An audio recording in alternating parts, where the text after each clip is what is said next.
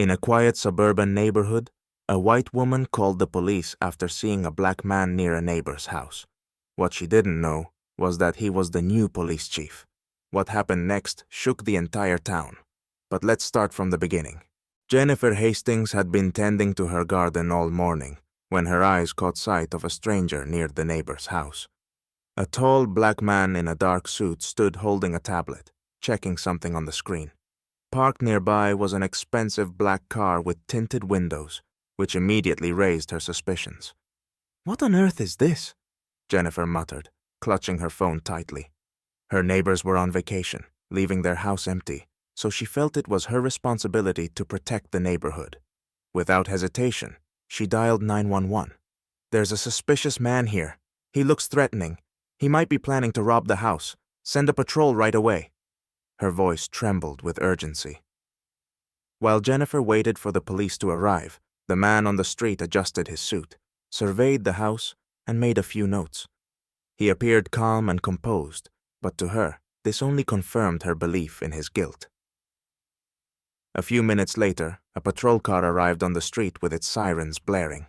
Two officers stepped out quickly, their hands resting on their holsters. "Hands up! Turn around slowly!" one officer shouted as they approached the man. The man, slightly taken aback, raised his hands obediently. "It's all right, I can explain," he said calmly, but the officers didn't give him the chance to continue.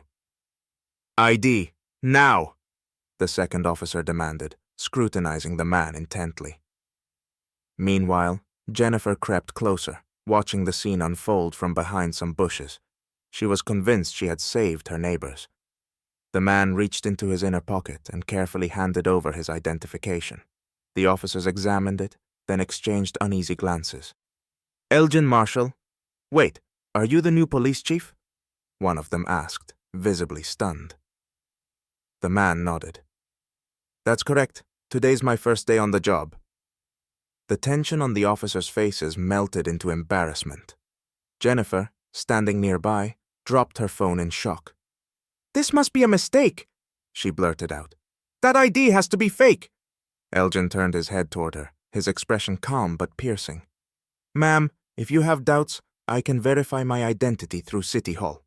Just then, another car pulled up to the scene, and out stepped the mayor himself. "What's going on here? Why have you detained our new police chief?" the mayor demanded sternly. The entire street seemed to freeze in place as the realization sank in. Jennifer, pale as a sheet, took a step back, trying to process what had just happened. As the mayor spoke with the officers, a crowd of neighbors gradually gathered around. People whispered among themselves, puzzled as to why the town's new police chief was at the center of such a scandal. Jennifer stood off to the side, her face burning with embarrassment, though her inner voice insisted she was right. "Mr. Marshall, I apologize for this mix-up," the mayor said, turning to Elgin and shaking his hand. "In our town, you'll have to get used to the caution of some residents. Caution is one thing, but suspicion based on skin color is another," Elgin replied, calm but firm. His gaze shifted toward Jennifer. "Are you accusing me?" Jennifer snapped, feeling the crowd's eyes on her. "I was just trying to protect my neighbors. Is that a crime?" "It's not a crime, but your call was unfounded," one of the officers interjected, "and it diverted us from real incidents." The crowd buzzed, some siding with Jennifer, while others shook their heads. A neighbor spoke up loudly. "Maybe it's time to stop making excuses. Admit it, you just assumed he was a criminal because of how he looks." "That's not true. I thought he looked suspicious," Jennifer stammered, glancing nervously at Elgin, who was silently watching her. Meanwhile, the officers asked Jennifer to come to the station to file a statement. Her indignation flared up again. "Me? To the station? For what? This is absurd." The mayor stepped in to calm things down. "Mrs. Hastings, no one is accusing you of a crime, but the consequences of your call need to be addressed officially." Jennifer scanned the crowd, noticing that many were now openly judging her.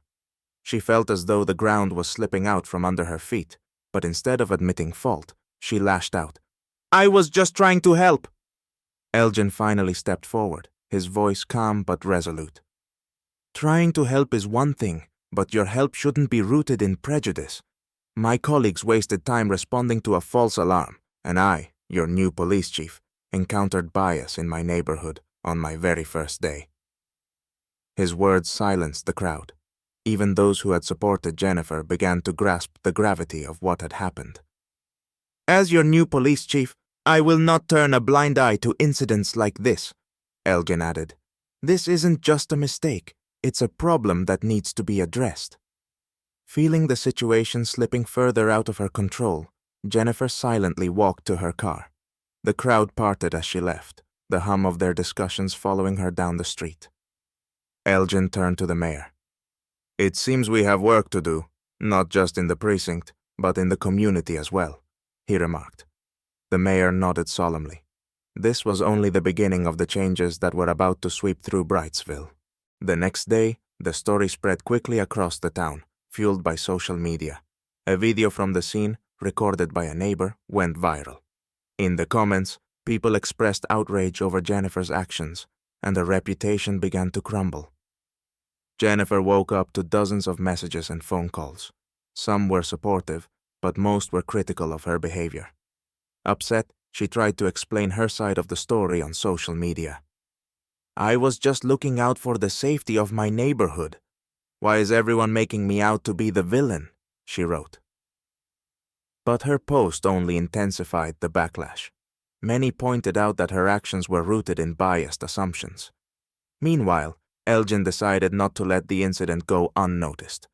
That same day, he held a press conference at the police department. Standing before a crowd of journalists and townspeople, he stated, "This incident is not just a mistake. It's a symptom of a deeper problem that we must address together. My goal as police chief is not only to ensure safety, but also to build trust among people, regardless of their skin color." His speech resonated with some residents, who recognized the importance of confronting these issues.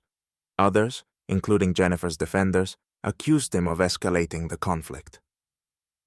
The true climax, however, came that evening when Elgin unexpectedly appeared at Jennifer's doorstep. Reluctantly, she opened the door, trying to hold back tears. "Have you come here to shame me?" she asked, nervously glancing around. "No," Elgin replied calmly. "I'm here to talk. We both know this incident wasn't just a mistake. It's a reflection of how we've been taught to see each other." "Are you saying I'm racist?" she asked, her voice trembling with a mix of anger and fear. "I think you were scared, and it's normal to fear for your safety, but we need to understand why your fear was triggered by my skin color," Elgin said, his tone firm but free of accusation. His words silenced Jennifer. For the first time, she realized that her fear wasn't just an instinctive reaction. It was shaped by stereotypes she hadn't even noticed. Elgin extended an invitation for her to join the open discussions on racial equity that he planned to organize for the entire town. "If you truly want to care for your neighborhood, start by understanding the people who live in it," he concluded. Jennifer lowered her eyes and replied quietly, "I'll think about it." Her response fell short of an apology, but for Elgin, it was a first step. At that moment, it became clear. Change had begun in Brightsville. A week after the incident, Elgin held a community meeting in Brightsville Civic Center titled Community Unity and Combating Bias. The hall was packed with residents, some curious, others upset. Jennifer hesitated, but attended, sitting in the back row to avoid attention. "We all make mistakes," Elgin began, "but true strength lies in recognizing them and learning. This isn't about blame. It's about how we grow as a community." He shared statistics on the impact of biased police calls and invited residents to share personal stories. One teacher's account of being detained solely because of her skin color deeply affected Jennifer, making her reflect on how her fear had caused harm. At the end, Elgin introduced a plan for workshops on racial justice. "Actions matter more than words. These programs will help us prevent future incidents by fostering understanding," he said. After the meeting, Jennifer apologized to Elgin. "I was wrong," she admitted. Fear doesn't justify my actions. Thank you, Elgin replied. Let this be the start of change. In the following months, Brightsville transformed. Regular meetings, police training, and active community participation created a more inclusive town. Jennifer joined these efforts, becoming a volunteer and symbol of personal growth. For Elgin, this incident proved that dialogue can spark change, turning Brightsville into an example of a community willing to confront and overcome its biases.